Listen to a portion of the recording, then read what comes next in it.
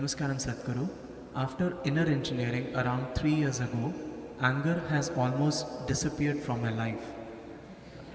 Other day, I heard you mention that Sadhguru Shri Brahma was so intense that he was always angry. Since that day, I have this question in my mind: am I not intense enough? And are there other people who lose their temper? Are they more intense than me?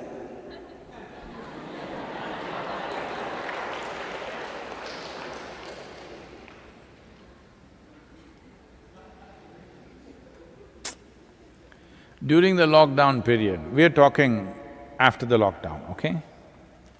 During the lockdown period, it so happened, Shankaran Pillai's wife had gone to her mother's parents' place and she got stuck there and he was stuck in their home. So she called at the end of 2 months and, all these days there were concerns about you whether going to live or die, so it was all about that. But now when she called because she's about to come back, "How's the house? Have you kept it well?"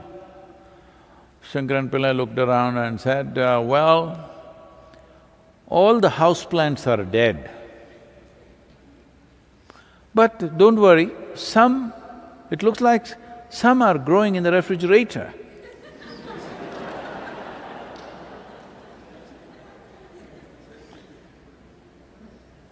So,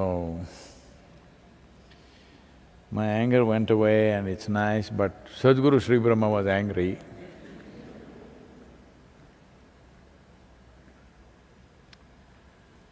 Well, his anger was a way of beating himself up because he was on a single-point mission in his life. When somebody has a single-point agenda to their life, you look at him, pictures here probably. Veerappan will look cute like that. Hope… these days I don't know who is doing this. Definitely I don't think it's from the foundation, but somebody has access to these things and they're putting out all my pictures before Dhyanalinga consecration, where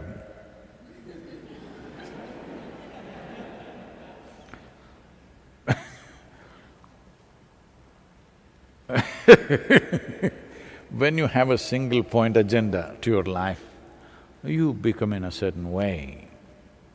And people who have single-point agenda, the yogis do these kind of things. They take a bite from a scorpion because they don't want to forget their goal and sleep. One scorpion sting, it'll keep you next 24 hours, bang, the nerves will jangle. Or they will cut their finger and put a lemon on it, it'll pulsate. Have you ever tried it? It'll be going bang like that, like Shruti box, pain. So you're never going to sleep, you're never going to forget what your goal is. So similarly, you can do similar things psychologically. You put a pin into your head so that all the time it's hurting, so that you don't turn here and there. So when people have single-point agenda, different people handle it differently, some people handle it like that. He was not angry with anything, he was simply angry. Simply just like that,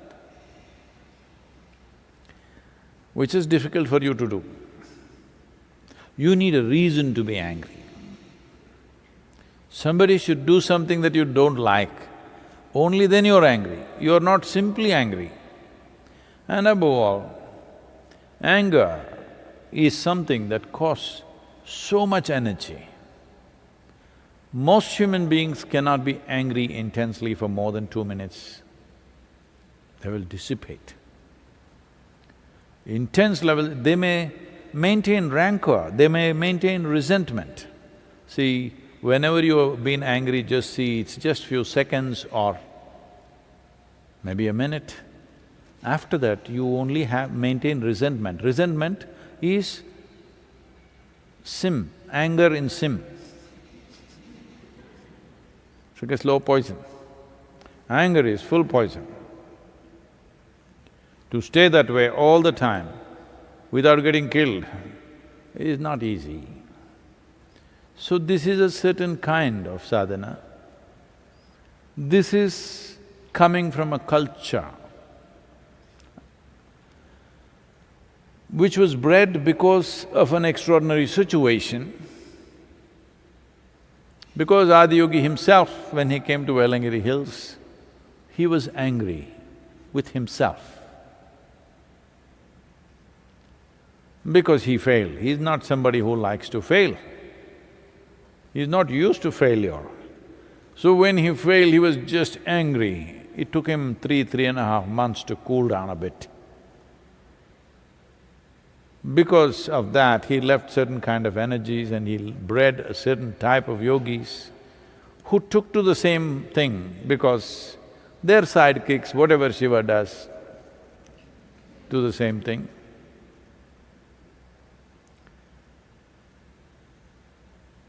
Like a lot of people,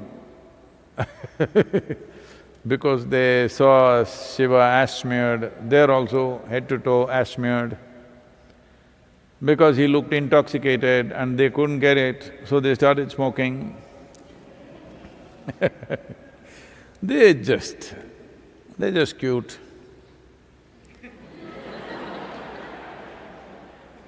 They are so enamored by him.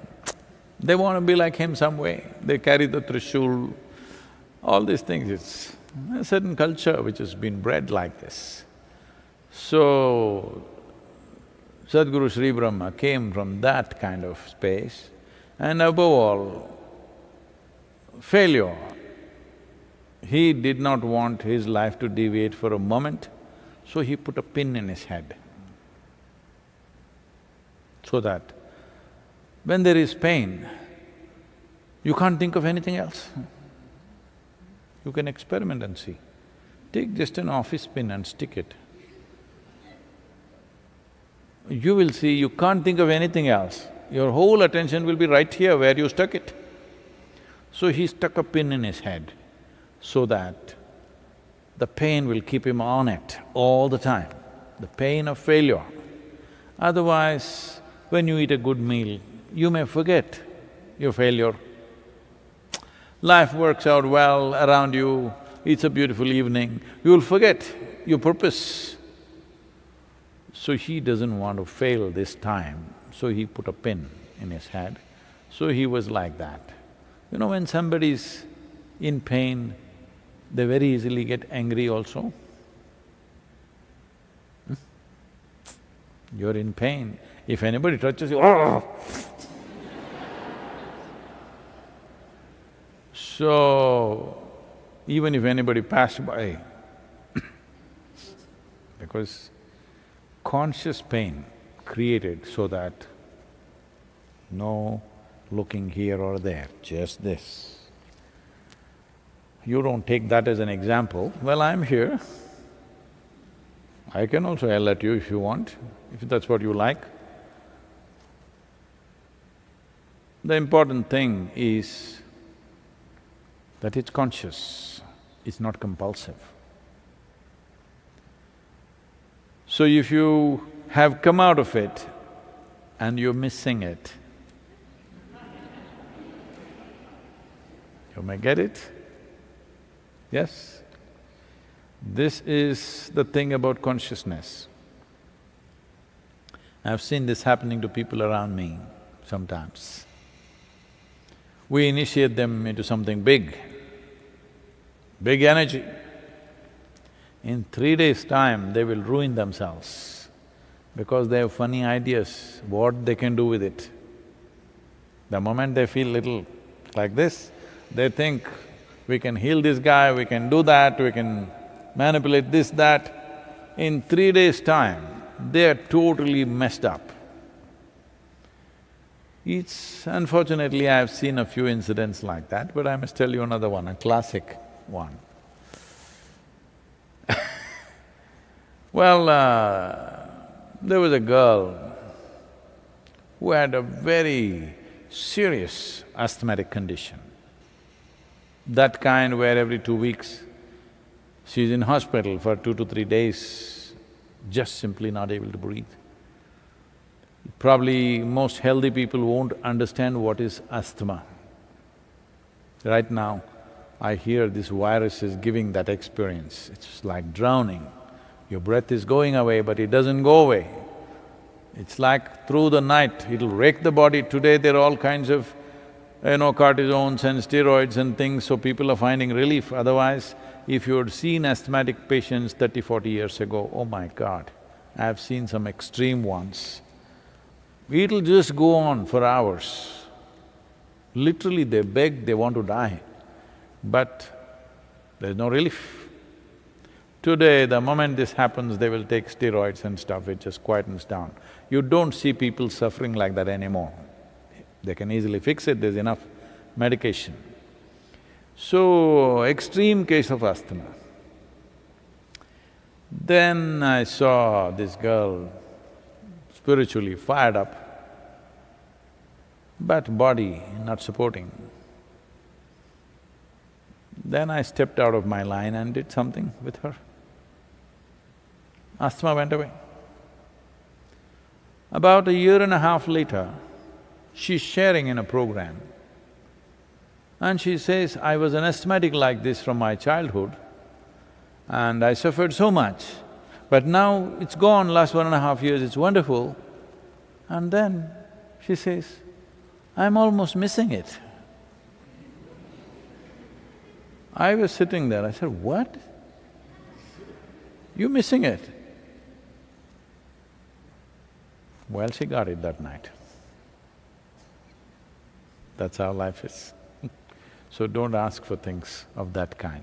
Keeping your vision on one thing that you want is important because as you get empowered in terms of human consciousness, it's very important that you keep the steering wheel straight. Once you have a vehicle which is powered up, big time,